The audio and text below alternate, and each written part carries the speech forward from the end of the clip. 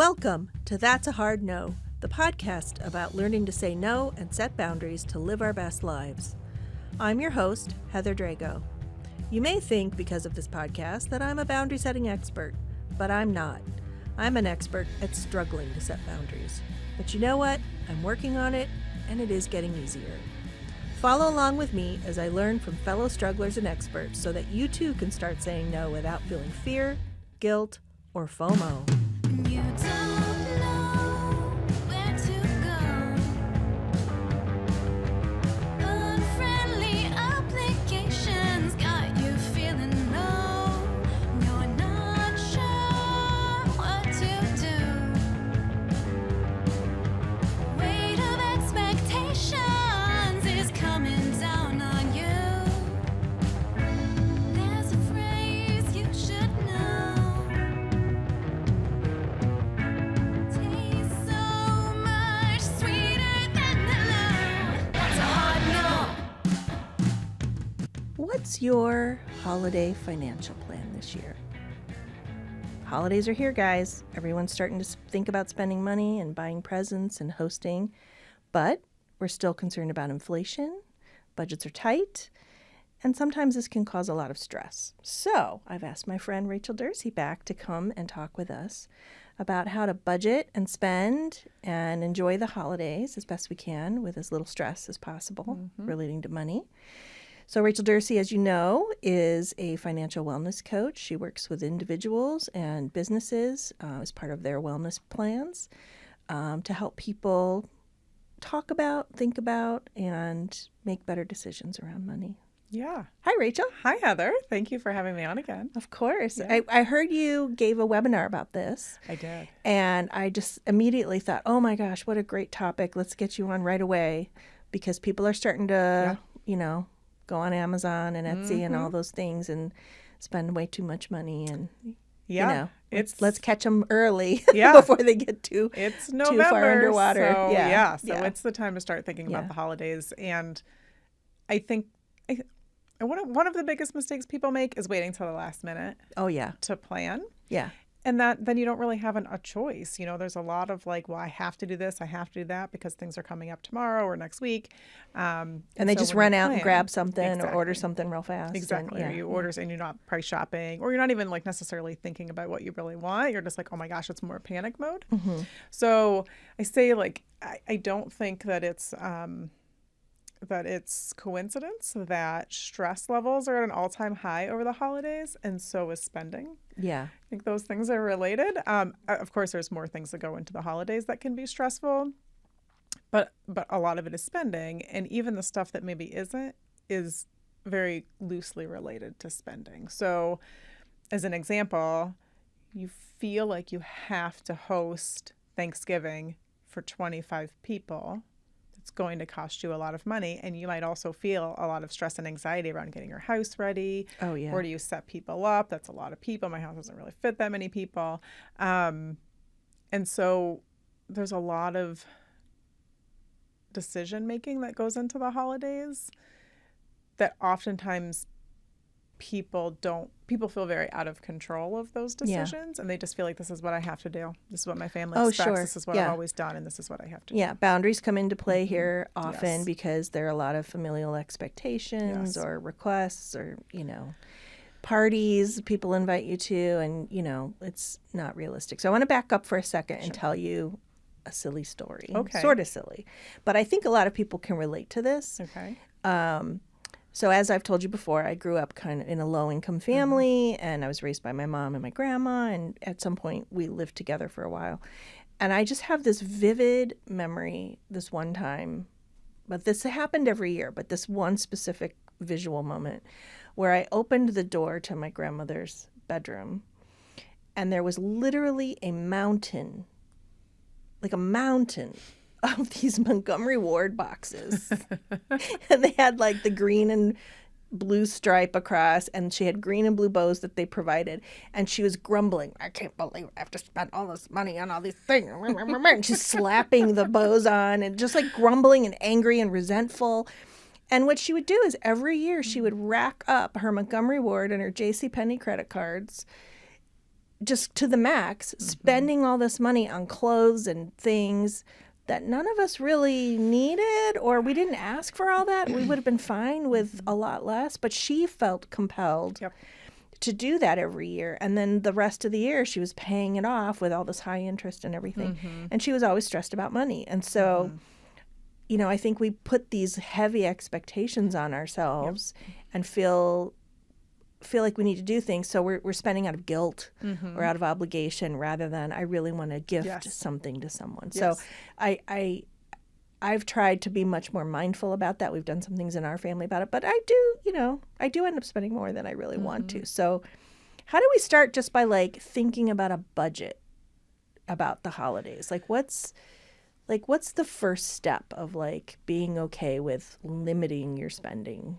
I mean, sometimes let me stop for a second and say this question comes out of a place of privilege. There are some people Sure. who have no choice about setting a budget Right. or have no money to spend on Christmas Right. or other holidays. So I want to be mindful of that. Yeah.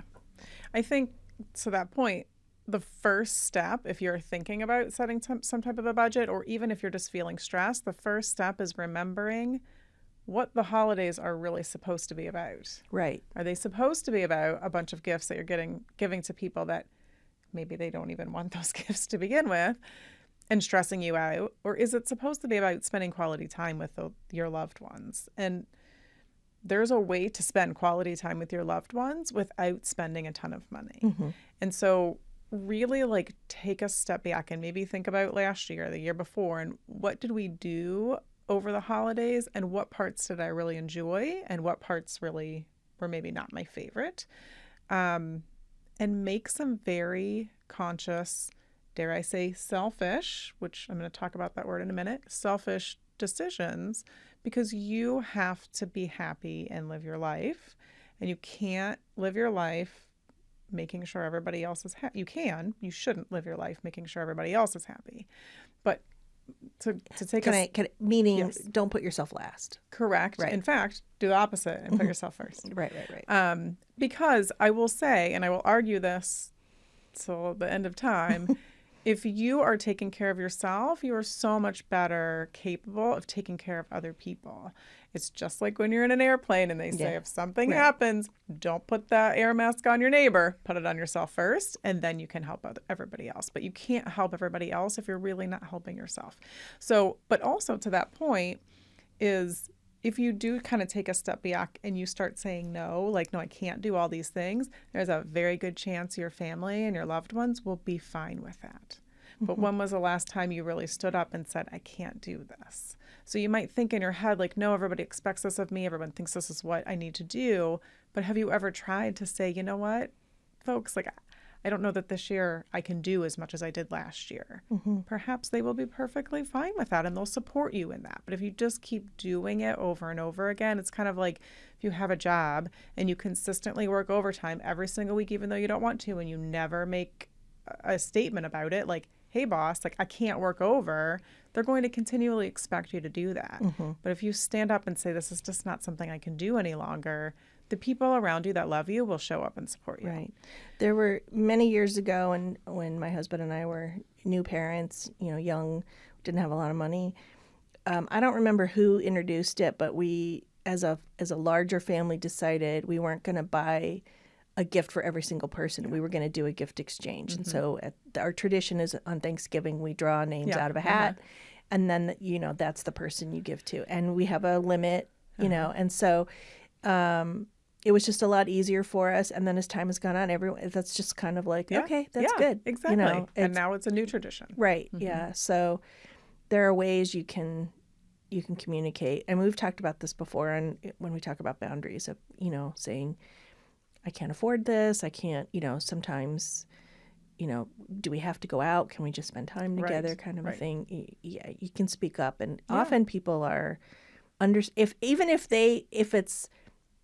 they would prefer to do it the other way. Like, I'm sure, especially around the holidays, people are compassionate and empathetic and, you know. Yeah. And if you don't want to say, because it can be uncomfortable for some people to say, well, I can't afford that. It makes them kind of feel bad about themselves.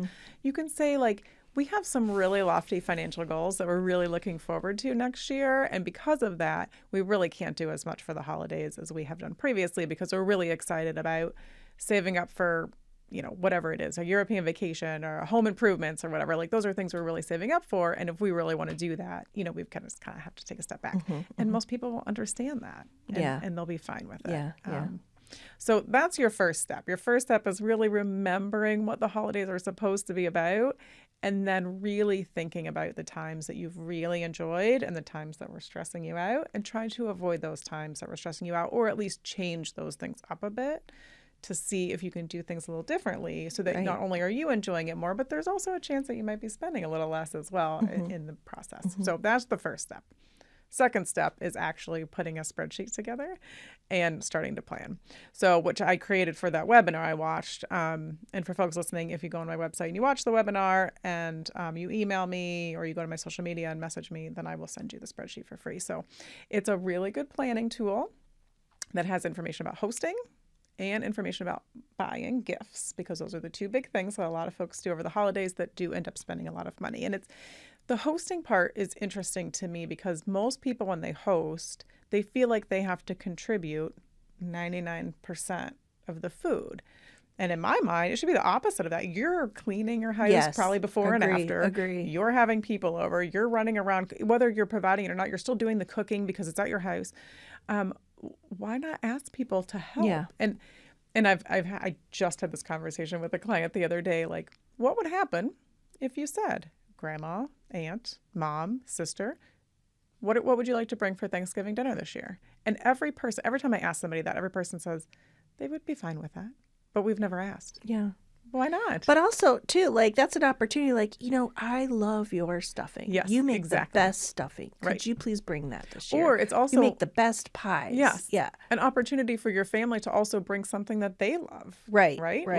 Like as an example, my sister-in-law loves to bake like sweets. So, and I don't. And we also love her sweets, but that also gives her an opportunity to bring something that she not only enjoys eating, but she enjoys cooking as well. So you can it also doesn't have to be turkey, stuffing, mashed potatoes. Right. Like, it doesn't have to be that. Right, So say, we would love for you to contribute something. This is what we're contributing. What would you like to bring? You can literally bring whatever you want. Yeah. You want to bring deviled eggs? You want to bring some salad? Like, Yeah. What do you really want to bring? And so it gives people an opportunity to feel like they're like a part of it. They're not just coming and, sort of mooching off of everybody else. They're really being a part of it, and they can bring something they want. And I think people like feeling like they're contributing. 100%. I don't remember what it's called, but there's a website where you can like invite people, and you can set it up where you can say, we need turkey, stuffing, mashed potatoes, and people can like sign up. Okay. I'll try to find that and put it on our show notes. But there's a way you can organize it so everyone gets an invite, and there's a list of the foods you need, and then you can pick what you want to do. Yeah. And that way the host has a list of who's bringing what. Yeah. That's great. My sister-in-law found that and started using it, because we all bring things. I mean, Yeah. the joke is we all have all these different food issues. So like I make 3 different stuffings. I make the vegan stuffing, the traditional family stuffing, and then the gluten-free stuffing for myself. Yep. And then somebody once brought yams, and there was literally, we did an Instagram post about it because we diagrammed it. There were like sections with the marshmallow, sections with the nuts, sections with nothing. So it's just funny because, everyone has the different dietary issues. Yes. So. Right. Exactly. But yeah, I mean, that's part of the fun is we all get to bring things and share, Exactly. I'm going to try this new. And you can try something new. Yeah. Exactly. Yeah. I'm going to try the new Brussels sprout recipe or whatever. Yes. Yeah. Don't get me wrong. My favorite meal ever is turkey stuffing and mashed potatoes. Oh, yeah. So I'm not against that at all.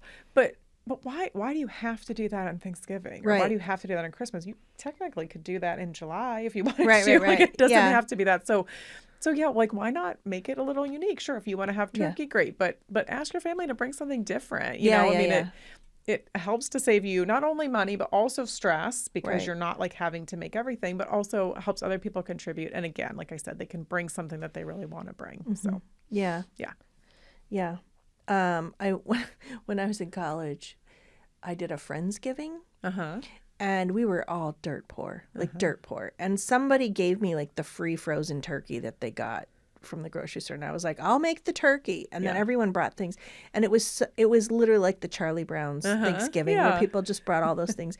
I've never forgotten that meal. One person was Native American and brought a traditional Oh, corn cool. soup, which I've never had before or since. That is the most memorable meal Yeah. I've ever had. Just all, Yeah. and how much fun it was. And Yep. we literally had nothing, right? Like somebody Right. brought, I think that somebody brought mashed potatoes, somebody brought a rice dish. Like Yeah, it was just right. like carrots, like it was just Yeah. what we had. Yeah. And it was still super meaningful. Yeah. Yeah. And that is what builds those memories. And that is what the holidays should be about. Right, right. Not spending money, not stressing out, not having tons of gifts. It's really about spending quality time and having those memories. So the next year when you get together, you talk about those memories. Remember when we did this? That was so fun. And this kind of like a gift exchange. Like those things make things more interesting and unique instead of just doing the same thing over and over again and stressing yourself out about it. So tell me more about the spreadsheet. I know you love your Sure. spreadsheets. Yeah. What else is on there? Me? Yeah, so it's really, there's just some tips in like sort of the front, and then there's a tab for hosting. So it's like, who are you inviting? What are they bringing? Whose house is it at? Because it's also for multiple things, right? Sometimes you do 2 Thanksgivings and 3 Christmases, like depending on how big your family is. So where are you going and what are you bringing to those, places? So you can organize it all in there. And then the other tab is about gifts. So it's, who are you buying for? And I recommend throwing as many names on there as you feel like you really want to. Then you can maybe pare it down. But put everything on there because you need to get a full understanding of what it is. Maybe you can buy for everybody this year. Maybe you can't, but put everything on there, put some gift ideas on there as well. So as people, as you're out there talking to people and they mention, oh, I would love a new headset, for my computer, you can be like, oh, and you can just pull out your phone, open up your spreadsheet, write headset on there, so start thinking of some ideas that also helps you be able to shop a little early so you're not stressing at the last minute. And then putting your total, what is your budget for each person on there? You're probably going to spend more on your child than you are on your cousin. So, But when you see that total at the bottom, that's when you reality check. Yes. And say, okay, I can't spend $75 on every single person. Right. Realistically, I could spend $15 here and $20 here or whatever. Right, exactly. Right. Yeah. So, you throw everything on there and you put dollars amounts on there. You do what you think, you would like to do, and then you can always pare it back. So that is starting to get a plan together. That's not your final plan, right? It's just the beginning of a plan. So it's just a spreadsheet to help you stay organized. And then my recommendation is come January, you delete everything on there and you start from scratch and you start thinking already, who am I going to want to buy gifts for in December? What are their names? And I'm going to put a budget already. And I'm going to start putting some ideas because in July, when you see a great deal on a headset, you can buy it because you don't have to wait until November or December to do it. That's a good idea. And also you can just be constantly adding to it. Correct. Yeah. Yeah.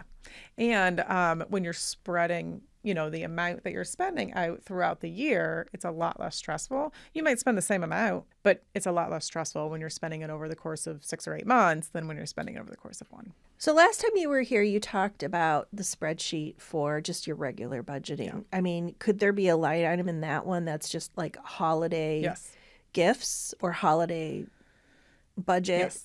And you're putting aside a certain amount each month to go towards that other spreadsheet, the holiday spreadsheet. Yes. So ideally, part of what I say in that webinar is that come January, you can't really do a whole lot right now since it's November, but come January, start to set money aside in the savings account every single month for Christmas. I don't care if it's $10, $5, whatever, for the holidays, start setting some money aside.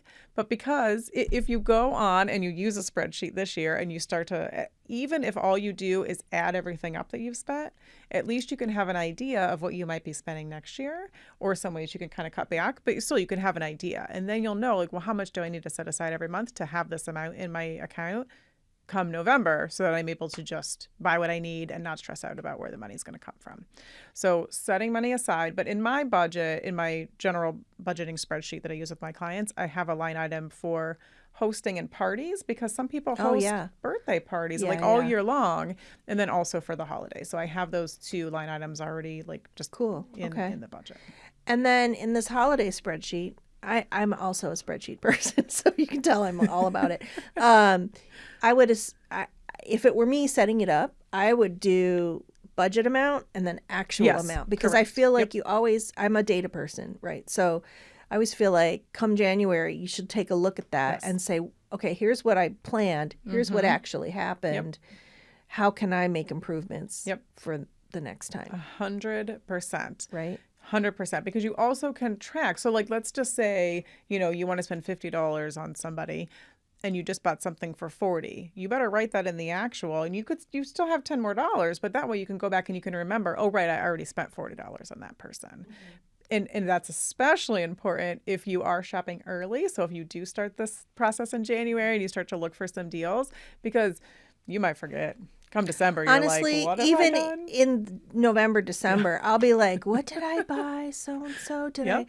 And then the other thing is, I have 2 kids, and I don't know if other parents do this, but I always try to, my husband and I both try to like buy an equal amount of value of things, right? And so it's always like, okay, I got this for them and them. Okay. And then, okay, so do I need to get something to even it up over on this side of the tally? And yeah, I just forget. Like, Yeah. you're just kind of in a flurry doing things, and I just forget. And it's So, not like your gifts are just laid out for you to look at every single day. yeah, So they're you all put 'em squirreled away aside in my somewhere. hiding places. Right. Or maybe you even wrap early and you put them under the tree, and then you're Right. like, what is that thing? If Yeah. you start writing all that stuff down on a spreadsheet or a piece of paper, it doesn't have to be a spreadsheet, but just start writing that stuff down, so at least you're aware, oh, right, I've already done that. I've already crossed off cousin Sally from my list. Like, I'm good. I already spent my $20 that I had allotted for her.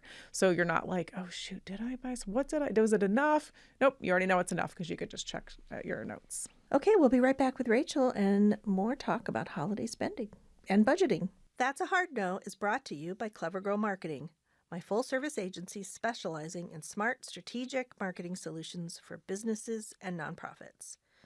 Okay, so you're probably wondering, Heather, what's with the podcast about boundaries? Why not marketing? Well, maybe in the future, but for now, it actually does relate, so bear with me here. Smart marketing, strategic marketing, requires knowing what to say no to and why. Businesses and nonprofits get inundated with marketing options and offers every day. We help you cut through all that noise, focus on your specific needs, and develop actionable strategies that are doable and actually make sense. Whether it's websites, SEO, email, social, or traditional channels, we're experienced in all of it. So if you need help figuring out your marketing, visit our website, clevergrowmarketing.com, and get in touch. And we're back. Yay. So we talked about kind of putting dollar amounts in this spreadsheet to budget. But what's the best way to think about your overall holiday spending budget? Is it per person? Should it be a percentage of your income? What's the best way to gauge that? That is very personal to every person. Right. So I hesitate to really give a specific number on that or a specific answer on that, because it's really your comfort level, and you need to recognize what your comfort level is. I don't care if you have $10,000 in your savings account, but you're uncomfortable spending $300. That's fine. Or if you have nothing, make sure you don't go overboard. But we have to know what we're comfortable with, and we also have to remember, why are we buying gifts for people? We're not buying gifts for people so we can just rack up our credit cards or we can spend our savings. We're buying gifts for people because we want to show them that we care and that they're important to us. And so it's really less about the amount you're spending on somebody, honestly, than what you're actually getting them. Like you said, your grandma would stress out and spend all this money that she really didn't have to buy you guys things that you probably really didn't even want that much or didn't really enjoy and that she much. resented it. Yeah. Right. And she was unhappy about it. You guys were probably not terribly happy because you weren't really, getting the things you wanted. And you saw your grandma being stressed about it, which is also not great. So you really need to just take a step back and say, why am I buying this person a gift? Is it important that I literally spend $100 on this person? Or is it important that I really think and try to get them something they're going to appreciate? And so that is more of it. But also you need to look at your own personal finances, which is really why I do recommend starting in January, as silly as it might sound to a lot of people. But if you if you have home improvements that you know you're going to be redoing your bathroom and you don't have the money right now, but you have an idea of how much it's going to cost, then you can see throughout the year, like, what is your progress looking like to how much you're spending on that. So, and every year is very different. Like Right. every year finances are not the same for everybody. Maybe you had a layoff. Maybe you had to get a new roof on your house. Like there's always different things. And so you have to be able to kind of go with it as you can, which is, again, is planning ahead is the best option. So it's less about like a percentage or like how much. It's more of like, what is your comfort level, and remind yourself why you're even doing this. And the other really important thing, I think, is if you throw that list together and you have 25 people on there that you want to get gifts for, that is about money, of course, but it's also about stress. It is very stressful to try to find the right gift for 25 people. For 2 people, it's really difficult. So do you want to put yourself under that much stress? Or is there a group of people on there that you can group together and say, hey, you know what? I'm going to reach out to my friend group or all my cousins or whatever and say, let's do a Secret Santa this year. Yeah. That's great. Or let's do like a white elephant, or let's like, and you don't have to say, it's because I don't feel like spending money on everybody. That is, don't tell me that it is more fun for you to stress out and buy for 25 people and watch them open gifts than it is for you to do some type of silly white elephant. Right. Like that is actually most of the time more fun, more memorable. Yeah. People enjoy it more. People get into it. Everyone's laughing. Someone's opening up a book or some socks. They're not going to be laughing and having the best time. Right. So it's yes, it's about spending, but it's also about your stress level. So you need to combine. Those two things are very high over the holidays. And both of those things, if you can decrease that, you will have so much more enjoyment over the holidays. And I really like your idea of like planning at the beginning of the year and spending throughout the year, just because like there's only so much energy and thought, right? And the fact that you're spreading it out over the year. I just love that idea. I have someone in my family who's extremely difficult to buy gifts for because it's my son. He's in his early 20s, mid 20s, and he's the most non-materialistic person you've ever met. Okay. Literally wants nothing. Okay. But he's someone who really cares about the world, right? Okay. So, I found like instead of buying a whole list of gifts for him, I would just make a donation to like Heifer International and be like, you adopted a chicken for this family in Bolivia, and it is so meaningful to him. Yes. And so I think there are other alternative things you can do. There have been times when money's been tight in our family and we've like baked things for people. Yes. And in fact, my son, again, who's in his mid-20s, is an incredible baker. Yeah. And he felt bad that he couldn't buy gifts the past couple of years. And he, makes like gourmet homemade breads and cookies and things. And people are so appreciative. Yes. I think a lot of, you can do a lot of things. Again, you have to budget your effort and your time. Of course, yeah. But people appreciate handmade things, home cooked things. Yep. Right. It doesn't have to be about things. Correct. That is also in that webinar that I put together is exactly those things. Like, do you have a special skill? Do you have something that you love to do? Can you knit? Can you cook? Like there's a lot of things you can do. And that is so much more meaningful. I mean, let me tell you, if I opened up, like a literal loaf of fresh baked bread that my friend made me yesterday, as opposed to a book that I could have not bought for myself, you know what I mean? Like that is going to be way more meaningful. And they put work and effort into that. Right. The other thing to really think about for gifts too, especially for someone like your son, is experiences. So yes, when you look back, let's say you look back, first of all, can you remember what you got for Christmas last year? This is like going out to the group, right? Everyone listening. Can you remember what you got for Christmas last year? We don't really do a lot of gifts in our house because it's not important to us, but there's been many, many years where someone's like, oh, what did Mark get you for Christmas? And I'm like, and this is like 2 or 3 weeks later, and I'm like, what? But when you do an experience and you decide to go somewhere or do something, even if it's a simple, like we're going to go for a hike in a place we've never been before, because if you're all listening in the Cleveland area, we've got a lot of wonderful metro parks out there.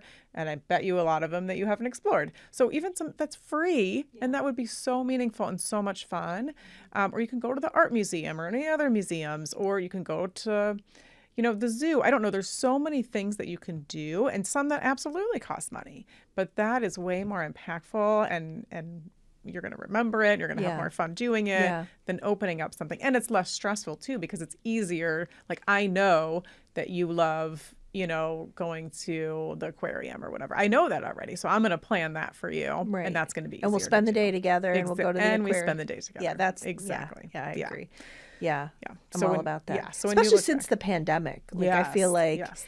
I've made a point of with my family, like, let's go spend time together and do Yes, something fun. Exactly. So Or maybe if it's even baking together, or, Yeah. there's so many things whatever you have in common with the person that you want to like buy a gift for, think outside the box and try to think if there's something else, that Yeah. you can go do with them. Speaking of outside the box, this is another cool thing about my son who bakes.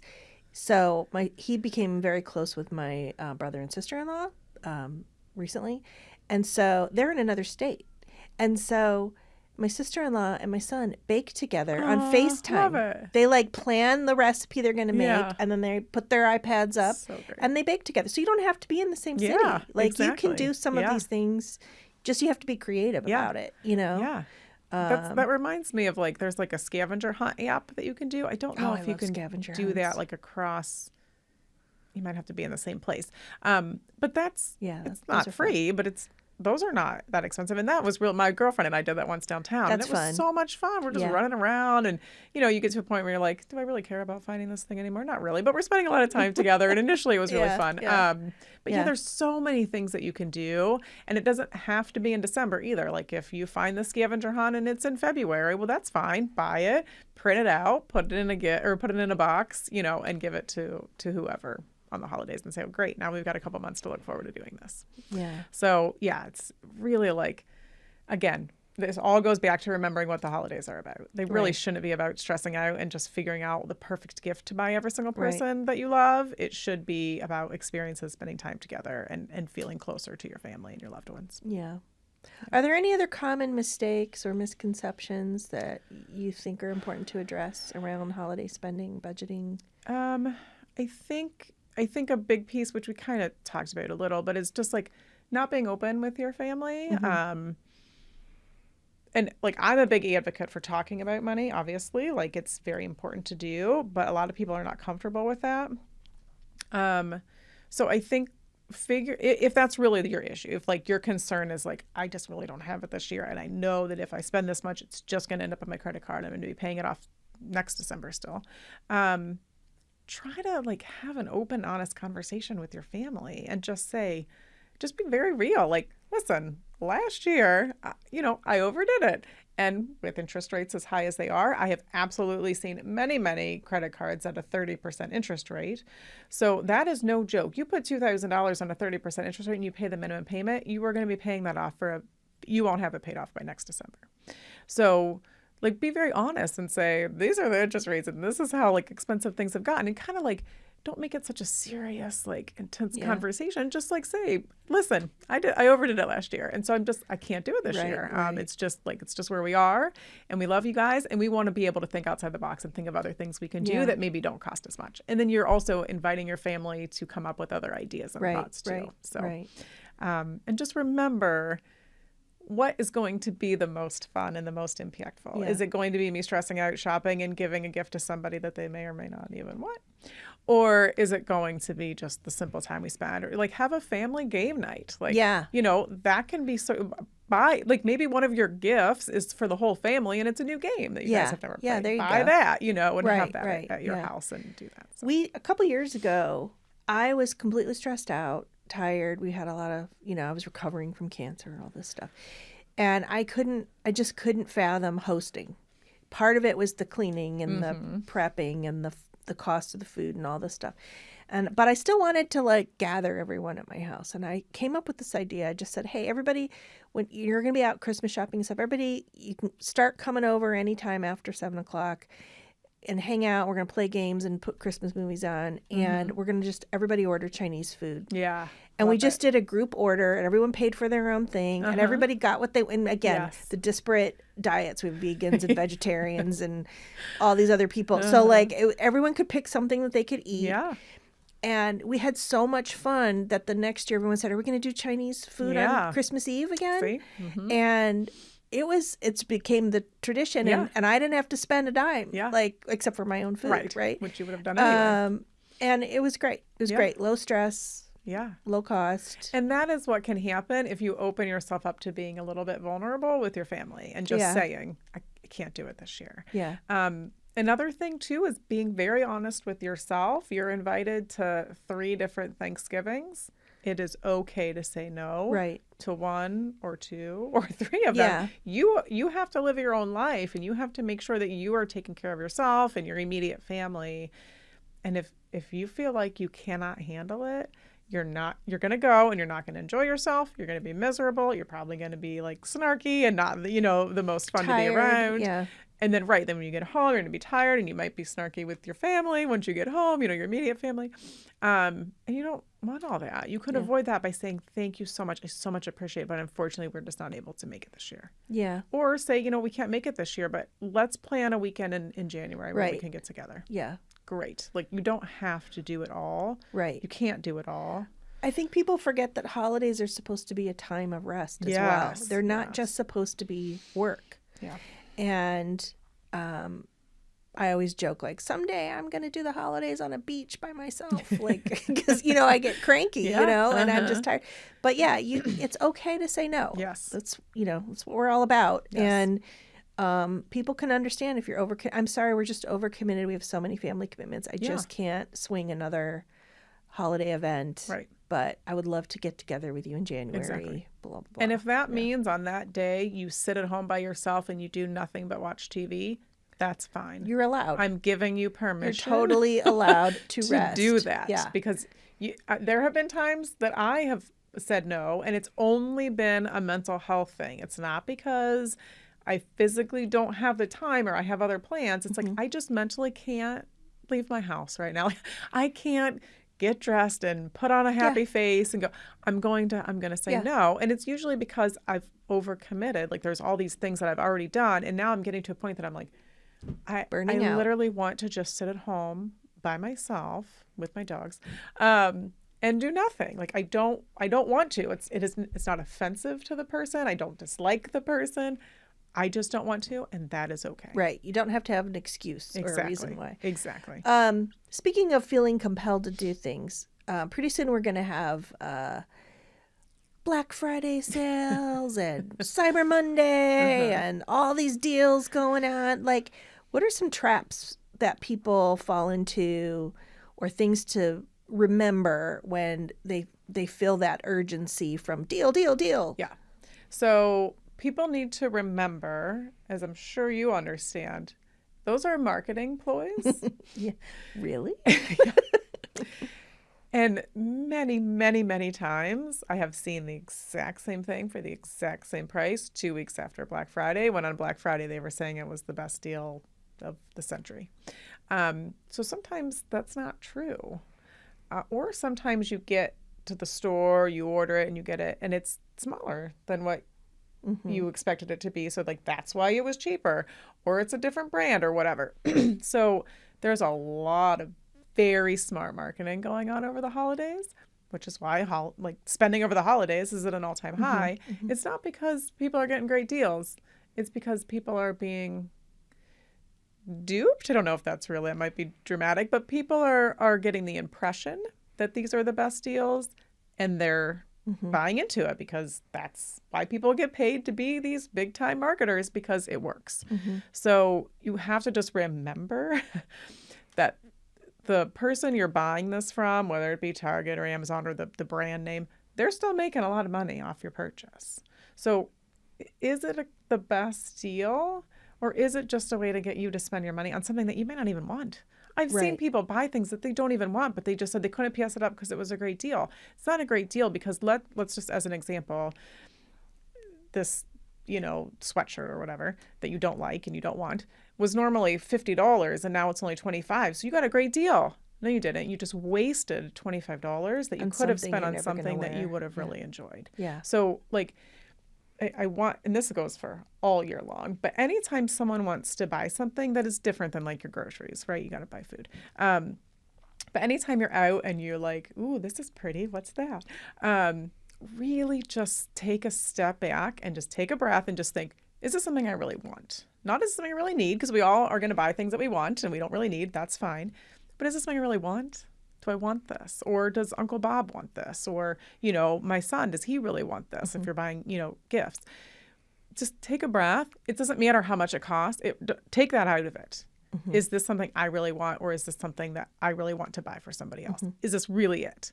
If it's not, I don't care at all that it's a great deal. Doesn't matter, because if you're buying something you don't really want, it's a terrible deal. So take that $25 and put it on something else. Even if it's a full price something else, it's fine, because then you're buying something else that you enjoy, that you really want, as opposed to buying something you really don't. Yeah. I ask myself, do I love it? Do I love this? Yeah. Or do I just kind of like it? Right.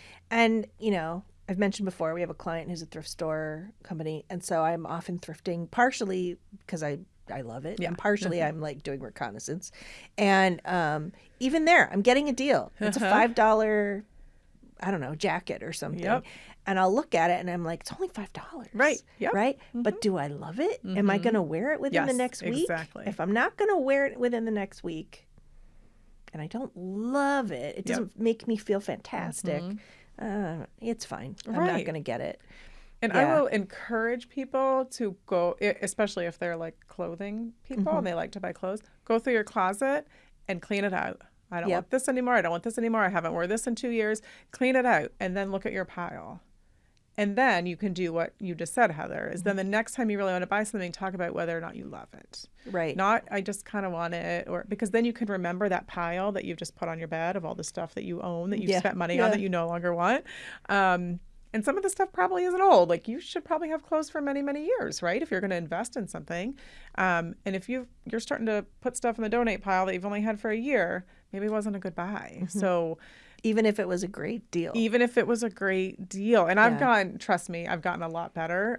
But I've gotten, no one's perfect. I've also fallen into that trap of, but it's only like $5. Like, why would I not? Right. Then I get it home and I wear it once and I'm like, I don't feel good in this. I don't feel good in it. Right. And I knew that when I bought it, right? Because I tried it on. Quite sure. But yeah. But it's $5. Yeah. Yeah. But as an example, these shoes, I bought at a thrift store, but they are a brand that I had paid full price for another shoe, and I love those shoes. Loved them.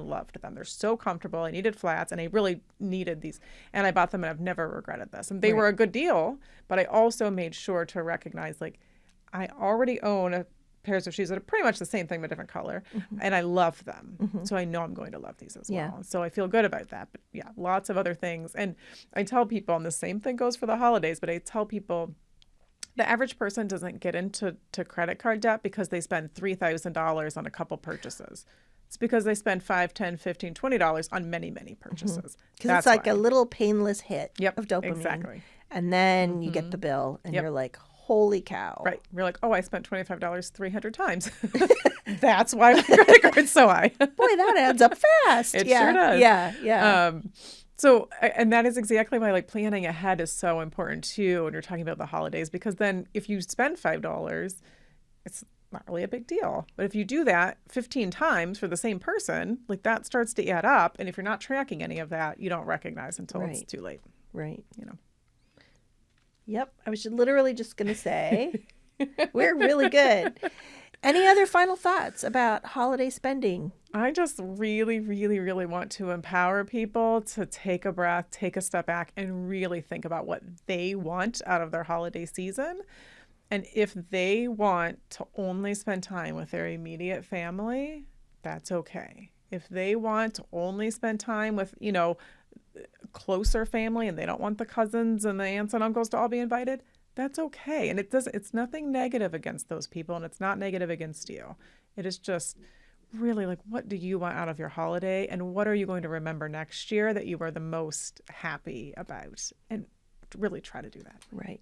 Now, remind us where people can see this webinar you did, where they can get the spreadsheet, and how they can connect with you. Sure. So the best place is just to go to my website, which is effortlessbudgeting.com.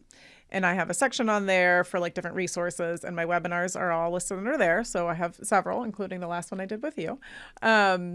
And they can click on that and watch it. And then from there, they can go to any of my social media accounts, or they can simply send me an email through my website, or, literally just send me an email, which my email is listed on my website. And they can say, hey, I listened to your podcast, would love that spreadsheet. And I'll send it right out to them. Perfect. Yeah. Thank you so much. Yeah, of course. Thanks. This is a great conversation. Yeah, I thanks, already Heather. got some thoughts, and I've ticked away. I'm going to get your spreadsheet. Okay. I love spreadsheets. I so. will happily send it out. Okay. Well, thanks again, and happy holidays, everyone. Yeah. Be careful out there.